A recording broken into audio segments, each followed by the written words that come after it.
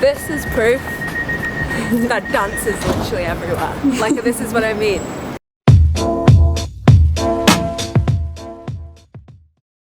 Dance has always been a huge part of my life for many reasons, but I think the biggest reason is that it's an expression without having to actually talk, right? It's being able to express how you feel about words. I've never been someone that's always been great with words, even when I was younger.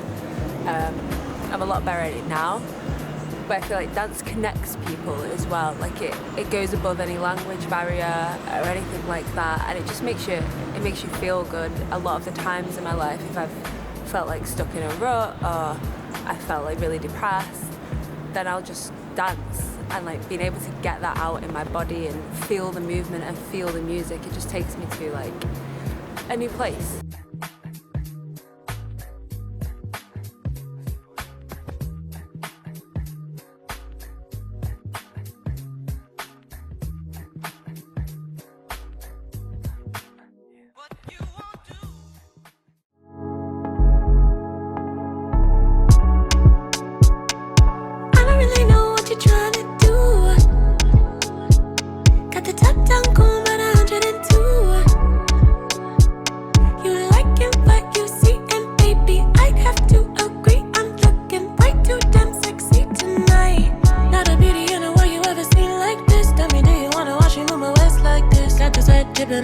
Just like this, make it bounce and a jump and a rock like this.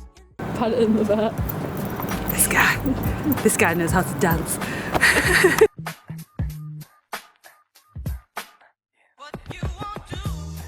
Biggest dance idols. I think some of my biggest dance idols, one will be Alvin Ailey, which is really funny because I actually don't dance in that style at all. He's a contemporary, or was a contemporary artist, but I think the reason why he really speaks to me is because he was black and he was coming up in a time where, you know, a lot of racism was around and a lot of black dancers were not getting appreciated and stuff, and he created the Alvin Ailey School of Dance, which is in America. It has some very specific dance moves where you know that it's Alvin Ailey anytime. So I said he's probably my biggest one because he gave me the inspiration that it doesn't matter who you are, where you're from, what your background is. Like, if you really love something and you've really got a passion for it, then you can do it. One of my biggest inspirations in dance is J-Hope of BTS. He gives me the power, now that I'm older, to realise like I can still dance if I want to. Like, it's mind over matter. I think I got a lot down on myself after college. I took a huge break from dance, and then didn't pick dance up again until I was like 27. And I felt a lot to myself like I shouldn't be doing this anymore. Like, I'm past it and I've gone past the time. But then watching someone like him and his joy for it and his love for it, it made me think, well, why can't I do it?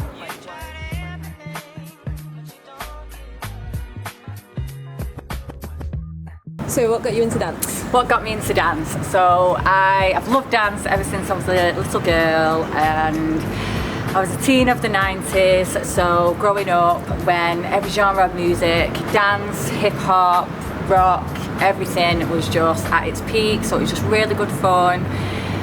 I was around on the club scene, so obviously being a Manchester girl, was out every weekend, dancing the night away, and it was just a really good vibe.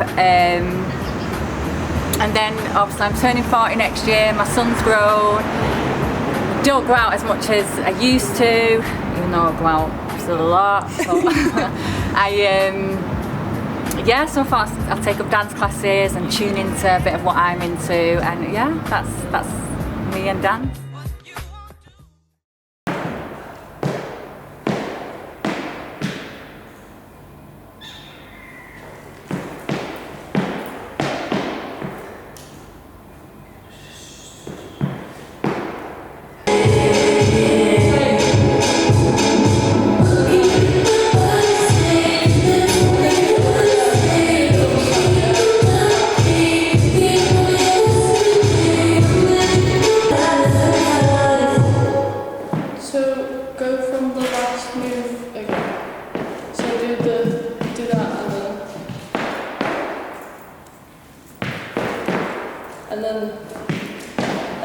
start there, and then you can, because it still says pop, so it's like pop, and then that's fine. Yeah.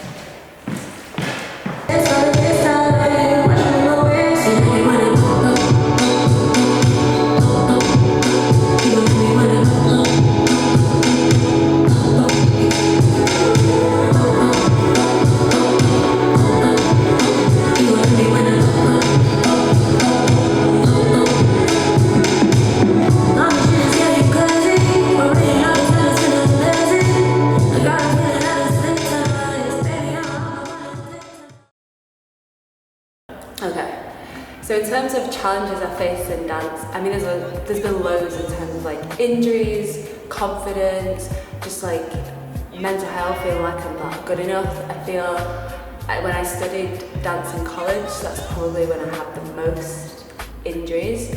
I injured my ankle like 7 times, broke my toe, that was pretty deep. And I remember when I had my actual dance exam, and in the middle of dancing in my dance exam, I sprained my ankle, and I sprained it really bad. But I carried on dancing because at that point dance was absolutely everything to me, and I wanted to make sure that I passed the course. I had something to prove to myself. And I did. I got through it, I got a good mark, surprisingly, but that left me in a lot of pain for a long time afterwards, and I couldn't really dance on my right leg properly anymore.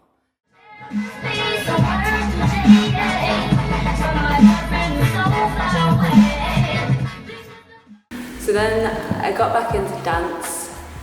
I guess it's a bit of a sad story to begin with, but my mum died, and then that knocked all confidence within me at all. I stopped doing anything I really loved, and I became a shell of a person who I was before.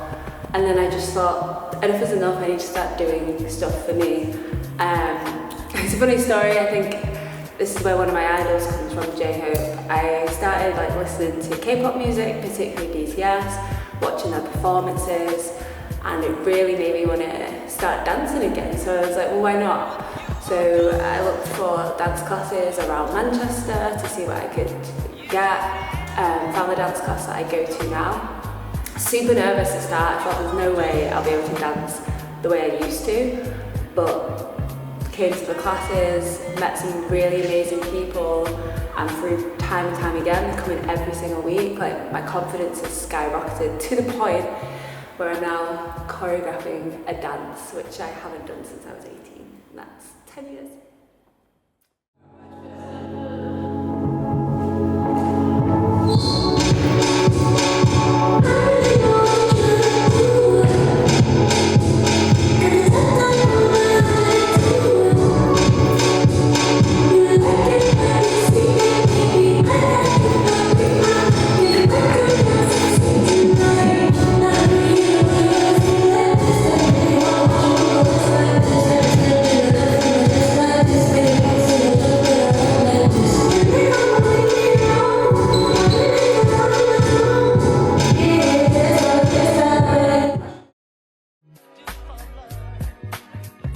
So, hi, I'm Michelle, Michelle Forrest, and I have been teaching dance in a college in an FE setting for over 17 years.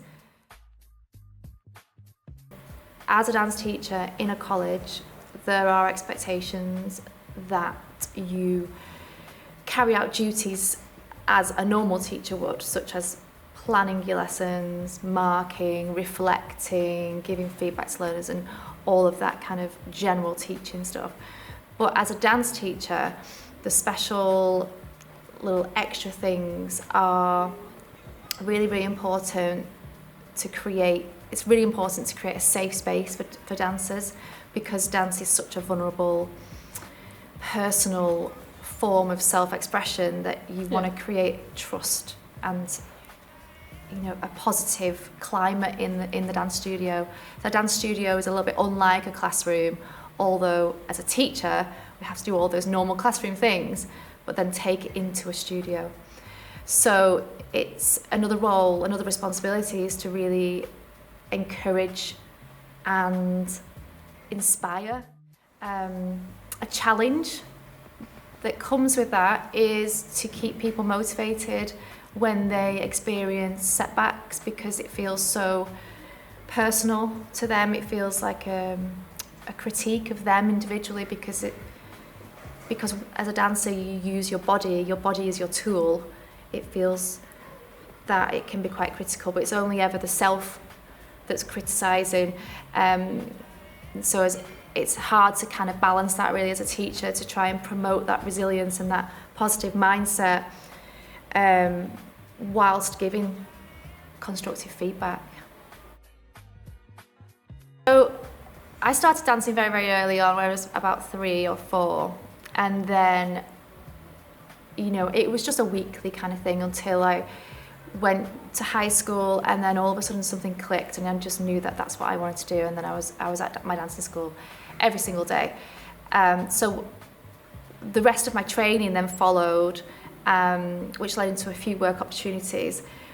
But it was during that training and during university and things like that that I realised that I did want to pay it back and become a teacher. So I don't have a fantastic kind of fancy stories about where I performed. There was lots of performances in theatres, lots of in community settings, lots of performances as a solo and performances as a group. I sometimes would perform at social events. The most memorable one is like a 5-minute can-can. You think that sounds really easy, but it's like 5 minutes of pure energy. I remember that being one of my first kind of paid performances that I did, and we had to do it twice in the same evening. And I just remember thinking, oh my God, I'm so tired. But then, so it continued, and I kind of moved from like ballet, jazz, tap styles to contemporary styles as I went through to my training on my degree. And then I'd say more in the last kind of 15 years, I've been really interested in kind of choreography and contemporary and creating in that kind of context. Seeing the progress that a student would make, a dancer would make. So having that, we always talk about learners coming here on the dance course. I always talk about a learner, I don't want to say a learner, a dancer. I always talk about them being on their own journey. So everybody comes at different starting points, and everybody moves at different speeds, because you might have weeks where everything really makes sense and everything fits in, and then you'll have a little kind of, I don't know, like a halt, and things don't really work. So everybody's like kind of going like this on their own journey. So it's just having those moments where you see that progress being made, or having that look retrospectively and kind of go, look at where you were when you started, and now look at where you've come, and that having that ha-ha moment where everything just clicks. Sometimes when it's with choreography, when learners choreograph, they choreograph such beautiful things that are really well thought about and really powerful. And there's been many times where I get like a little shiver from watching what they've done, and that's like a really beautiful moment. So, like I said before, it is, for me, self-expression, but also because of where I'm at in my own life journey, I feel like I need to move my body just physically, just to shake off and release tension and to change my energy. You know, if I'm feeling a little kind of demotivated or a little bit down, just getting the energy back into your body just by doing some shrugs or some jumps. And then that, if I start doing that, it kind of ends up with like me doing a little dance routine. So it's kind of healing, but it's also, because I don't perform anymore, so it's very much about it being for me. And so it changes depending on how I am in that day and in that mood. So there's not one set thing that I'll do. I just kind of instinctually move. Movement is life, and life is movement, isn't it? So we need to move our bodies to stimulate our vagus nerve there, and all of that is linked to mental health. So you know, we really do need to access, we need to move our body. We were not made to sit and just think. That's not where we came from many years ago. So we have to move, and there is a connection, there is a mind-body connection, and I think people don't often realise that or don't often value it enough. And so I don't really think about dance being dance anymore. I think about it being movement, and think about it being a really reactive, responsive, natural thing that we need to do to reset our nervous system. The role model, like, I don't know if she's more of an inspiration, but she hasn't performed in many years, so I'm still holding on to my 17-year-old self, who absolutely admired a ballerina called Sylvie Guillem. So Sylvie is actually my daughter's name, so it's really confused because I named Sylvie after Sylvie. So Sylvie Guillem she's French, and she performed the Royal Ballet. She's very prima ballerina. She was one of the very first dancers to get true extension up here, like 180 degrees. Wow. Now it's quite common because people are kind of over stretching and things like that, but she was one of the very first when I was this is like 1990s. So she had this beautiful extension, she had gorgeous feet, like really beautiful dancer. And then she started experimenting with like modern dance and contemporary dance, and she went a bit quirky, and she's like, a bit kooky. So I just absolutely loved her. So she did lots of contemporary dance then, but still using her ballet technique. So she's always been like my role model.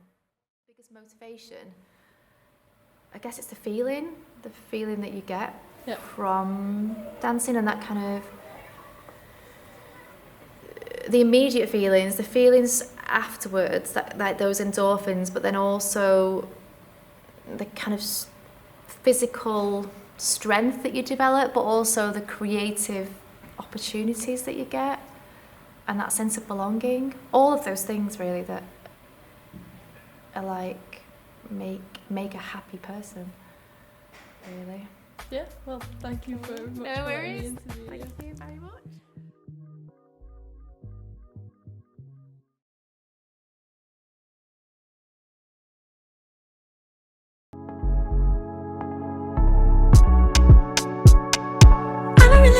You're trying to do. Got the top down cool, but 102. You like it, but you see, and baby, I'd have to agree. I'm looking way too damn sexy tonight. Not a beauty in the world you ever seen like this. Tell me, do you wanna watch me move my waist like this? Got this head dripping up from my chest like this. Make it bounce and a jump and a rock like this. Your nigga won't leave me alone. I really don't want him alone. Getting on your face, call it FaceTime. Watch him in my waist. He like it when I pop up, pop up, pop up, pop up, pop. He gon' love me when I pop up, pop up, pop up, pop up. He gon' pop up, pop up, pop up, pop up, pop. He gon' love me when I pop up, pop up, pop up, pop up. All this shit is getting crazy. For real, you know this night has been amazing. I got a feeling that it's lit tonight. Baby, I'ma hop up on a dick tonight. I've never had nothing special before. What can I say? What can you make my body say? Lips only giving honesty. Need you to get on top of me. We at the party of the century. I'm gonna take your last name. Other relationships I put to shame. I'm gonna rock you all the way. Honey, I needed you like yesterday. Not a beauty in the world you ever seen like this. Tell me, do you wanna watch me move my waist like this? Got this head dripping up from my chest like this. Make it bounce and a jump and a rock like this. My baby is taking me home. No way I am sleeping alone. Kitty on your face, call it FaceTime. Watch it move my waist. You like it when I pop up, pop up, pop up, pop up. You gon' love me when I pop up, pop up, pop up, pop up. He gon' pop up, pop up, pop up, pop up.